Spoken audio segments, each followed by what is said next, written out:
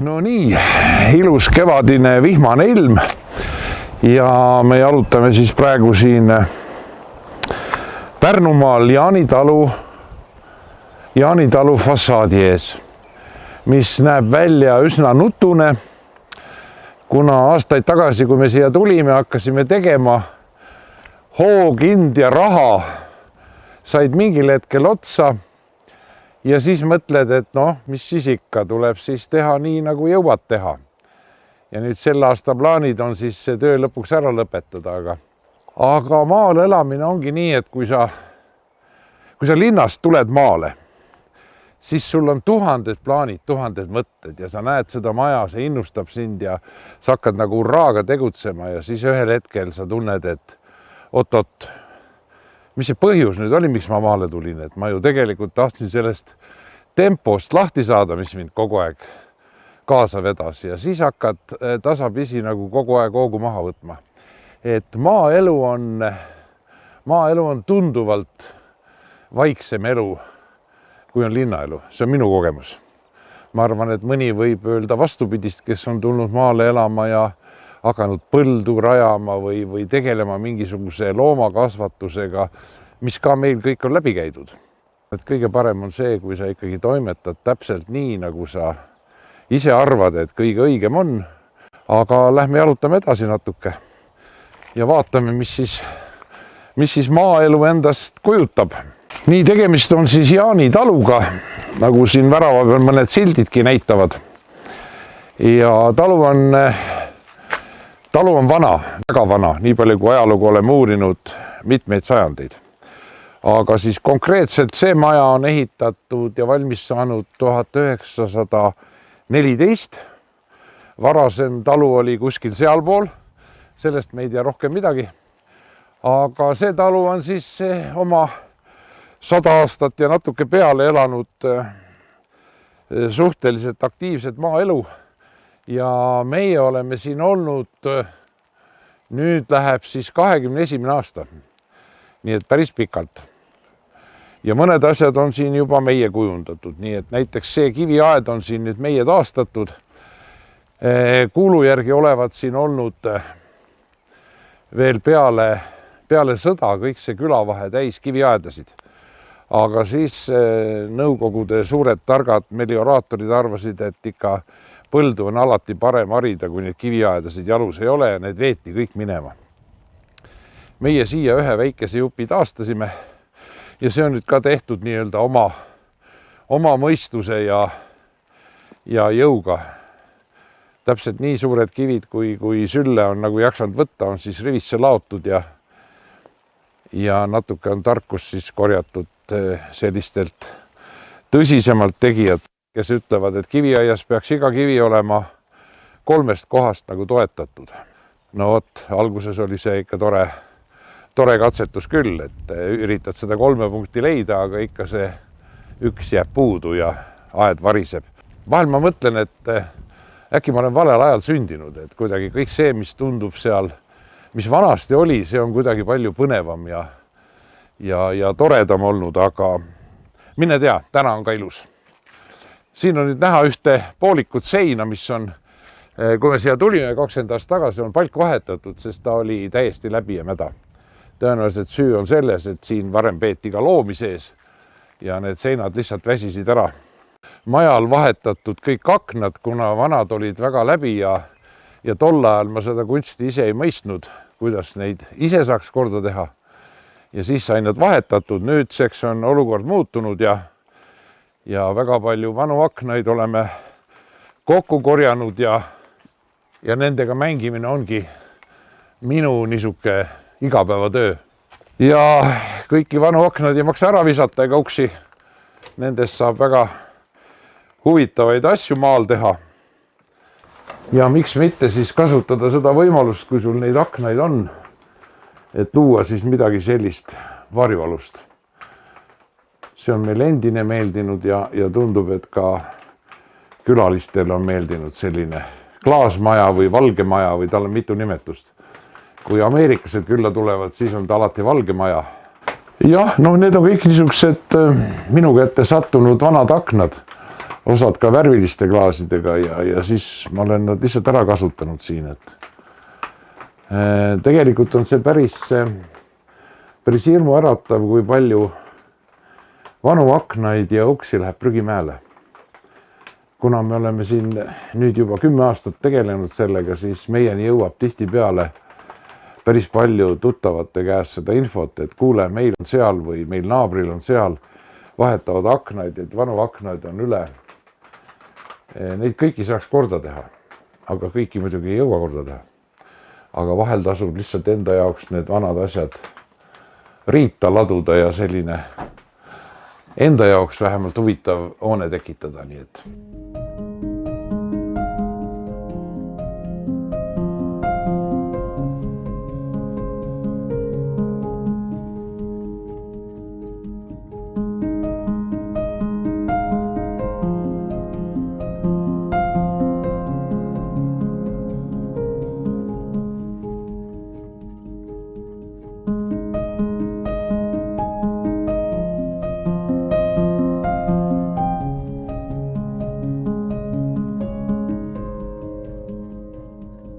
Lahutamatu osa on kütmine, sellest ei pääse üle ega ümber. Ja ühelt poolt on selles hommikuses kööki tulekus ja pliidi alla tule tegemises oma võlu. Seesama praksuv tuli ja pliidist tuleb kohene soojus, annab sellise hommikule nagu värske olemise. Kuigi nii mõnigi on öelnud, et kas sa jaksad ja viitsid kogu aeg selle kütmisega tegeleda, no talveperioodil on seda tõesti palju. Aga see käib lihtsalt maaelu juurde. Kui sulle see ei meeldi ja ei sobi, no ma ei tea, kas on mõtet siis nagu üldse maale elama pürgida. Ma saan täiesti aru nendest inimestest, kes on olude sunnil olnud nagu maal pikemat aega või kasvanud maal noorte inimestena ja püüavad sealt põgeneda kõigi selle tohutu töö koormuse ees. Jah, minu käest on ka tihtipeale küsitud, et kas maaelu on kerge või raske. No kui sa tahad maal hakkama saada, siis ta ei pruugi kerge olla, aga see ei tähenda, et ta kuidagi ebameeldiv on, et selles raskuses on ka oma võlu ja eelis on see, et sa saad seda kõike teha nii, nagu sa tõesti ise tahad. Et kui mul on külm, siis ma kütan ja kui tuba on soe, siis mul ei ole vaja sellega tegeleda.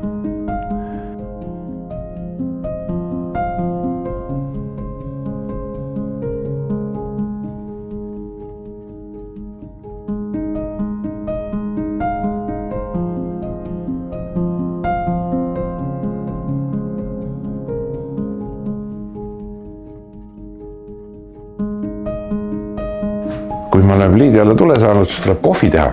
Ega me sellest ei pääse. Et maal on tore, puud tulevad, teed oma metsast, sa ei pea sellest nii-öelda hing kinni maksma. Oma töö suudad vast kinni maksta ise. Vesi tuleb kaevust. Sa pead ise suutma ainult selle kuidagi sealt kaevust siia tuppa tuua torudega. Sellest maksma ei pea, see on sulle nii-öelda tasuta. Et need on kõik teatud eelised, mis maaelus on. Ja minule need nagu meeldivad, et see on nagu üks põhjus, miks me kunagi linnast ära tulime ja maale, et siin on kõik asjad käivad teistmoodi, kõik on kuidagi selline aeglasem, vaiksem, on väga normaalne ka üksi toimetada. Et tänapäeval väga palju räägitakse sellest ka, et sellest inimeste üksindusest ja üksildusest ja sellised filosoofilised teemad, aga mulle küll meeldib see maaelu üksindus, et ma olen siin rahus ja vaikuses ja saan nagu toimetada just nii, nagu mulle endale meeldib. Siin seinas on praktiliselt pool suguvõsa või kolmveerand suguvõsa. Väga palju vanu fotosid, mida tänu vanemate sellisele oskusele ja kirele vanu asju säilitada on alles ja väga tore on seda kõike nagu tagantjärgi näha ja vaadata, kuidas minu enda lapselapsedki vaatavad neid asju ja küsivad, miks niisugused imelikud pildid on, et miks nad niisugused imelikud välja näevad. Tänapäeval on see pildistamine kuidagi nii levinud, igaühel iga päev ja taskus. Siin ma näen juhuslikult ka iseennast pildi peal. Nii et. Ja seal seina peal on siis väike siuke galerii mu isa. See vist on, ma arvan, sellest ajast, kui ta sai 85. Täna on ta juba, saab 6 aja pärast 91. Ja samamoodi tegutseb siin talus igapäevaselt praktiliselt. Tal on küll omaette korter, kus ta saab ennast välja puhata ja ennast tunda nii-öelda omaette, aga iga hommiku tuleb ta siia, võtab kuurist saed ja kirved ja läheb metsa. See on vana rehielamu, jah, siin on rehetuba, mis on 4 meetrit kõrge. Ja see oligi tegelikult üks põhjus, miks me just selle maja valisime. Me otsisime väga pikka aega, me tahtsime seda vana ja ehedat, mis oleks veel ära rikkumata sellise kaasaegse remondi poolt. Kuigi me oleme ise seda kohendanud ja teinud teda natuke ikkagi tänapäevasemaks, et inimesed tavaliselt muuseumis elada ei taha, et muuseumis on tore käia, aga elamiseks peab ikka natuke sättima, nii et sellised tualetid ja pesuruumid ja niisugused asjad tuleb kõik teha, nii et need on nagu hiljem tehtud siia juurde. Et midagi ei saa korraga. Et me algul mõtlesime ka, et me teeme kõik korraga korda ja praegu me tagantjärgi mõtleme, et see oli väga, väga õige mõte, et me ei teinud seda korraga, sest kui sa mingis majas sees elad, siis hakkad alles selle maja niisugust vaibi tajuma, et kus, sest vanasti oli elu teistsugune. Kõik toad olid läbikäidavad, ringiratast, tänapäeval inimesed tahavad privaatsust, siis tuli natuke teha ringi neid uksi ja asju ja kohendada ja seda näitab aeg kõige paremini. Kui sa sees elad ja toimetad, siis sa saad aru sellest, mismoodi need asjad käivad ja kuidas kõige parem oleks. Tegelikult see puutöö huvi, see on olnud küll pikka aega lapsepõlvest peale. Isa, vanaisa, kõik on seda teinud, et see on huvi pakkunud, aga see ei ole olnud nagu selline, ütleme, sissetulekut pakkuva amet. Aga kuskil mingi aeg tekkis see moment, et seda talu oli vaja kohendama hakata, siin oli vaja ehitada ühte teist. Kus sa neid teadmisi saad? 2 varianti on, kas sa lähed kuskil õppima seda või siis meie valisime selle tee, et me hakkasime ise korraldama igasugust kursuseid ja koolitusi. Kuidas krohvida seinu, kuidas seda palki vahetada, kõik sellised asjad. Ja siis mingil hetkel jäi mulle silma see, et Olustvõres hakkas selline baaskursus nagu rahvuslik puutöö. Ja ma läksin seda kohe õppima. Ja see ilmselt nagu muutis minu niisugust arusaamist elust. Et kui maaelu oli enne juba huvi pakkunud, siis selline taaskasutus ja ise tegemine ja vanade puuoskuste ellu äratamine, see tekkis siis. Sellest on nüüd juba 10 aastat möödas või isegi rohkem. Nii et sealt see hakkas ja nüüd ma olen siis pea 10 aastat suutnud tegeleda restaureerimisega ja just nimelt vanad uksed, aknad. Vahel ka natuke mõni mööblitükk. Tänavu aasta oli muidugi selles mõttes hästi raske, et tervisega on olnud palju probleeme ja arst ütles mulle tegelikult väga otse ära, et sinna tolmusesse puiduruumi sul enam asja ei ole. Nüüd ma olen siis käinud nagu kass ümber palava pudru ja vaatan seda töökoda ja mõtlen, kuidas edasi hakkama saada. Nii et jällegi, kuna mulle meeldivad kõikvõimalikud vanad asjad, siis ma olen siia korjanud kokku igasugust vana mööblit, kõikvõimalikku, mis kellelgi üle on. Selle kapi ma sain mingi akna tegemise eest, sellel omanikul ei olnud raha, siis ta pakkus mulle, et äkki ta saab mööbliga maksta. On seda maksnud ja siin on vanad isa kodust pärit erinevad asjad ja mõned tugitoolid, mis on tegelikult mingi ligi 100 aastat vanad, aga pärit on nad Soomest. Ja nüüd hiljaaegu nad uue riide ja katte saanud, et nad on kohendatud. Ma korjan selliseid puust puidufiguure. Neid ma olen ise niimoodi korjanud siit ja sealt ja ka mitmed on mulle neid toonud. Mu nii-öelda ametikaaslane siin, Annika Tuleveski, on samamoodi mind üllatanud vahest mõne puitskultuuriga. Nii et. Ja igast taaskasutuskauplused ja laatadel suvel on ka väga palju olnud, et aga mulle nagu tohutult sümpatiseerib see töö ja vaev, mis nendega on nähtud. Ja siis teine tuba on siin taga on nii-öelda, minu jaoks on ta nagu magamistuba, aga paljude jaoks on ta ka raamatukogu, nii et nad on nagu, kaks ühes nagu ütleme ühendatud, et.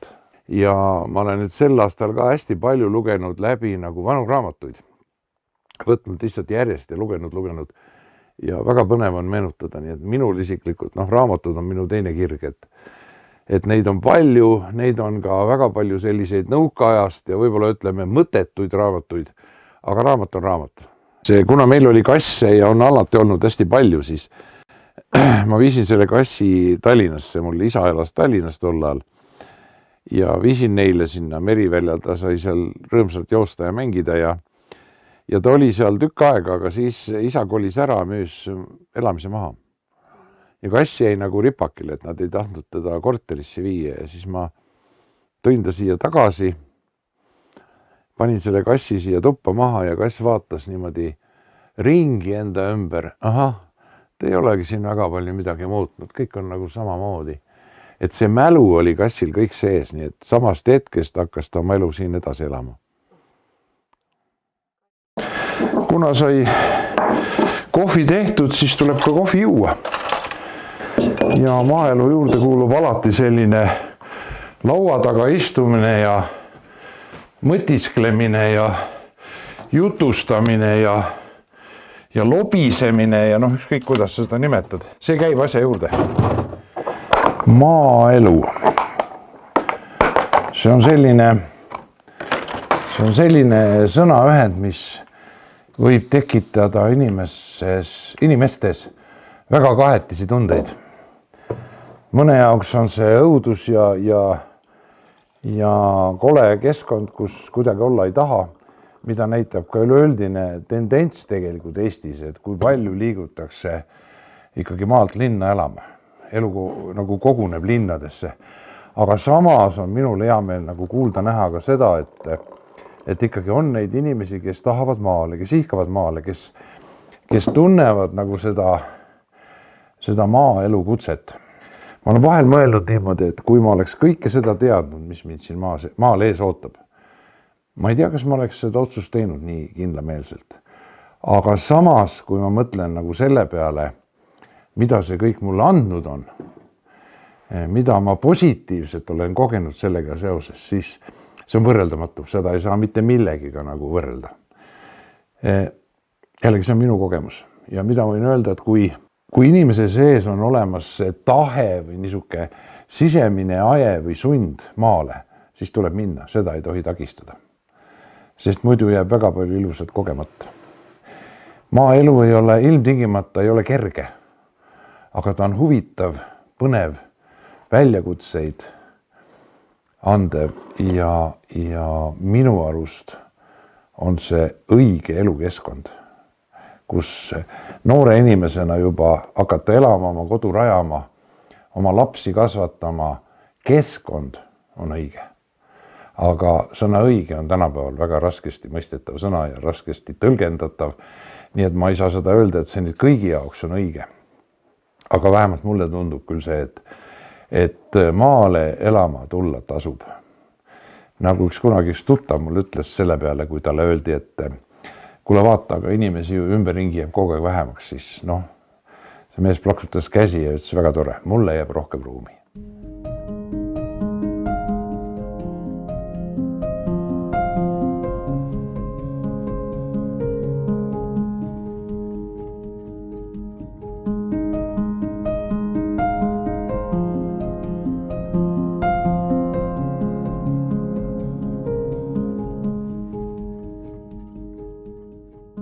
üks asi veel, mis maal elamise puhul on väga lahe. Kui sa suudad enda jaoks ühendada kaks asja nüüd, maal elamise ja maal töötamise, ehk siis sellise ettevõtlikkuse. Et mul on siit hommikuti tööle minna 100 sammu. Nii et ma võin tegelikult võtta hommikul nagu tassi kuuma kohviga ja kõndida töökoja poole, mis on siinsamas. Et kui maja oli ehitatud 1914, siis see töökoja hoone, mis algselt oli laut, loomalaut, kõikvõimalikke loomi siin peetud, siis see on ehitatud 1911. See räägib nagu sellest tavast või kombest või elustiilist tol ajal, et kõigepealt tuli valmis teha laudad ja aidad ja siis sai alles elamise juurde minna, sest maaelu toitis ikkagi loomapidamine, põllupidamine ja toit oli riideid, kõik oli vaja kuskil hoida ja selleks oli vana lait. Et mulle väga meeldis see ait siin, see oli 3 kambriga ait, kus oli siis eraldi, siis oli riideait, oli toiduait ja siis oli viljaait ja siis aida otsas oli siis veel nii-öelda vanasti tuntud selline asi nagu vankrikuur. Et hobune oli tallis, aga vanker oli kuuri all. Kui me siin 2 sammu nüüd tagasi astume toa poole, siis siin on üks selline majakene, mis oli kogu aeg kandis nime koeramaja, sest siin olid koerad meil. Aga koerad on läinud kõik teise ilma ja nüüd on sellest saanud vanade akende maja. See on kõik vanu aknaid täis, aga elu näidanud, et neid kõiki võib vaja minna. Tihtipeale on üks või teine otsib oma vanale majale kohast akent, siis palun väga, tulge ja valige. Et me ei ole nagu väga prosta nimega seda töökojaks nimetanud, vaid meil on ta ikka puiduposti ateljee. Selline kõlab natuke kunstipärasemalt ja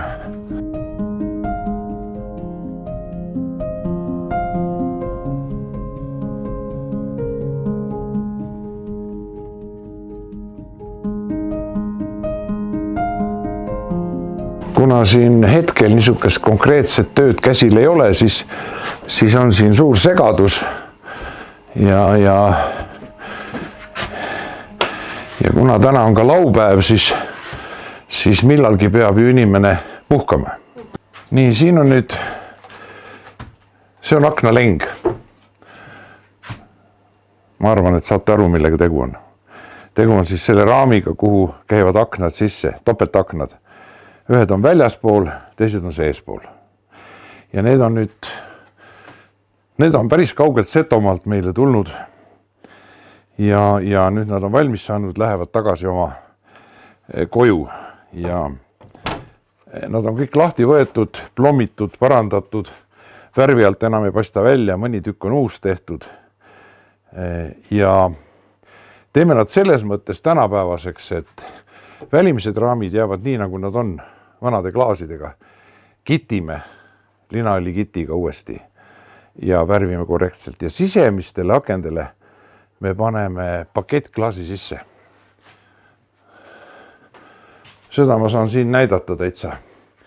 Need on need sisemised aknad ja siia on pandud pakettklaas, mis on siis paksem, koosneb 2 klaasist ja seal vahel on argoontäidis ehk gaas.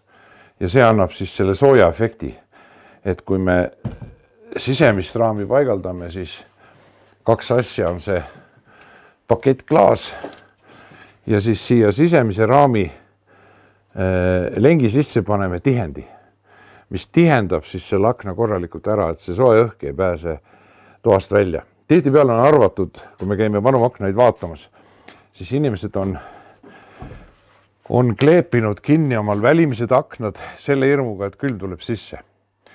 Tegelikult ei ole probleem selles, et külm tuleb sisse, vaid probleem on selles, et soe läheb välja.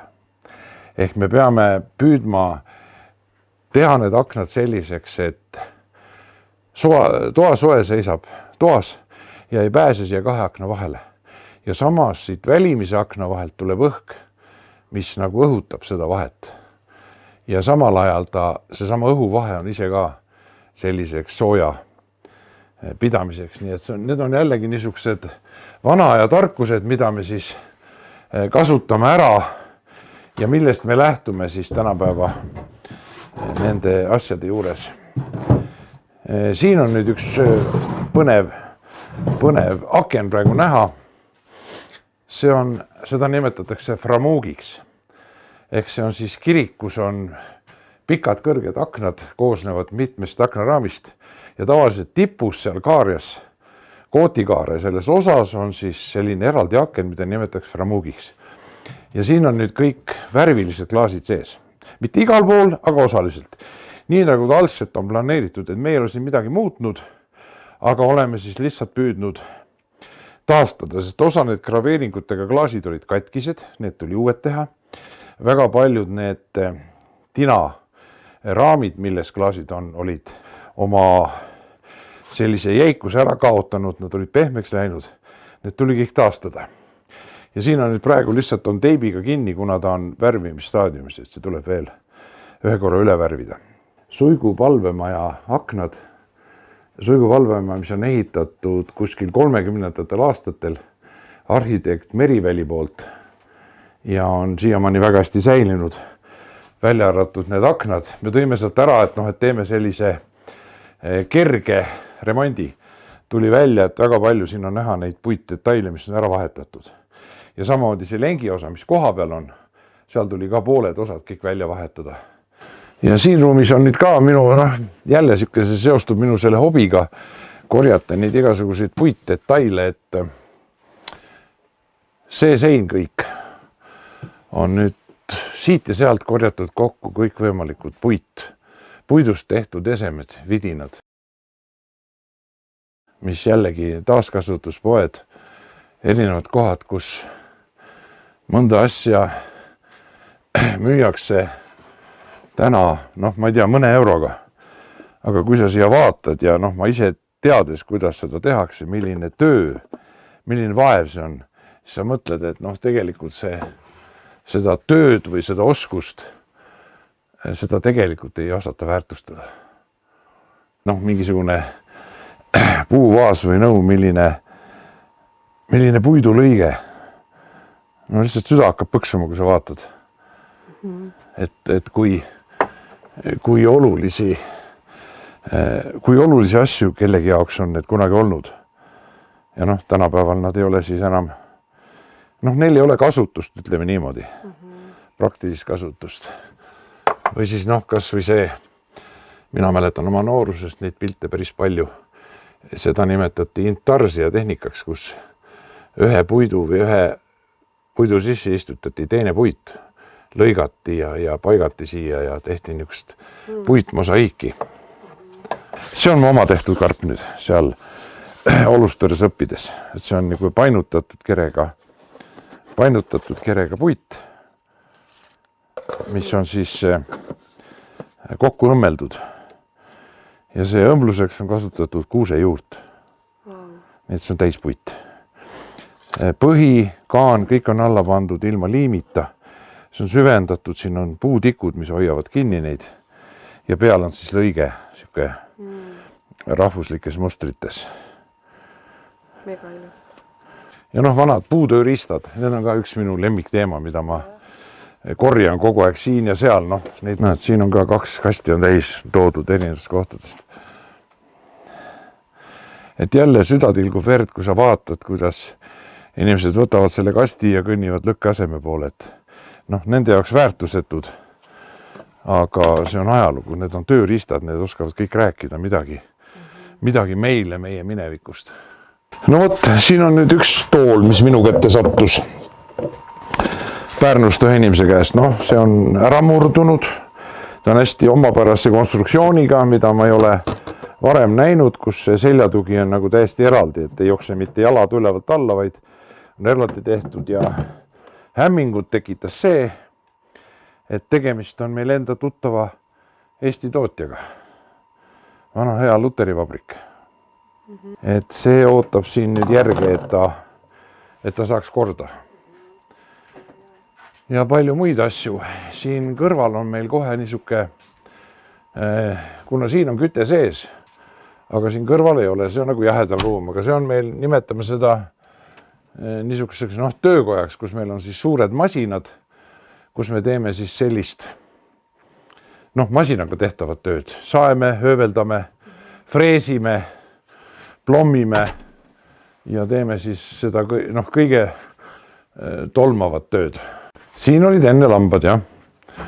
Nüüd me just selle ukse siin, see oli meil kinni ehitatud, lõhkusime lahti, 2 suurt masinat andsime ära, mida meil vaja polnud ja siin on nüüd näha järjekordne niisuke kirikuakende teema, et kui seal me enne vaatasime seda ühte framougi, mis oli nüüd valmis juba, siis siin on üks, mis ootab tööd. Siin on näha, kui nüüd lähedalt vaadata, missuguseks see puit võib aja jooksul muutuda. Et ta praktiliselt nagu laguneb käest ära. Kitt on ära kadunud ja siin ei ole palju aega, kui see klaas kukub välja. Siin ongi juba mõra sees. Et see on nüüd ootab nüüd lähiajal tööd ja see on nüüd pärit meil siit samast. Pärnumaalt on Mihklist, Mihkli kirik. Et need ongi alati kõige põnevamad tööd just nende kirikute ja mõisade juures, kus on säilinud veel seda vana. Sest täna leida mõni talumaja, kus on vanad aknad, see muutub ka juba haruldaseks. Igal pool on ikka kõik ära vahetud. Tõenäoliselt iga talu juures sellist töökoda ei ole, aga see ongi see alternatiiv talumaja pidamine nüüd siis, et me oleme küll loomi pidanud, meil on lambaid olnud, kitsed olnud, lambaid isegi kuni 100 tükki. Aga see tundus ikkagi, et see ei olnud see päris õige ala. Et puutöö tundub nagu omasem. Ja miks ta ei võiks siis maaelu või taluelu juurde kuuluda?